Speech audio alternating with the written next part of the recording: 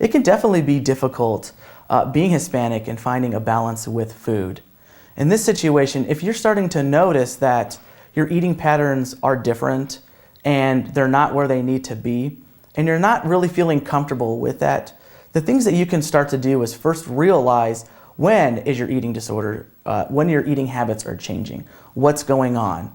In this situation, what you can really do is be able to communicate with your family members.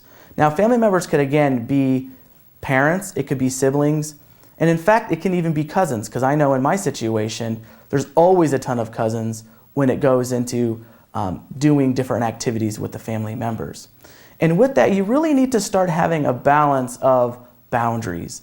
Boundaries is a big thing that a Hispanic person is really going to need to set, because in this situation, they're going to think, wow, I'm going to have to eat every time my grandma or my aunt or my uncle asks me to eat because I don't want to be disrespected.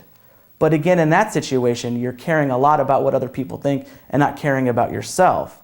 You need to realize that I can set boundaries. I don't have to always say yes.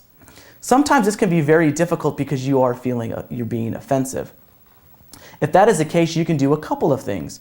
One thing is you can talk to your parent about the situation and let them know that if a certain family member is still thriving and asking and pushing for you to eat, to talk to them about the situation and let them know that it is a struggle for you. Now, that might be better for someone that is younger, but if you're older, it's going to be better for you to know how to have a voice and to be able to communicate and let them know. If you're still struggling with that situation, it would actually be really good, and this is what I've actually used with my patients, because they've said to me, Ricky, when I go home, it's going to be really hard for me to say no to grandma. So in those situations, you can do some role playing.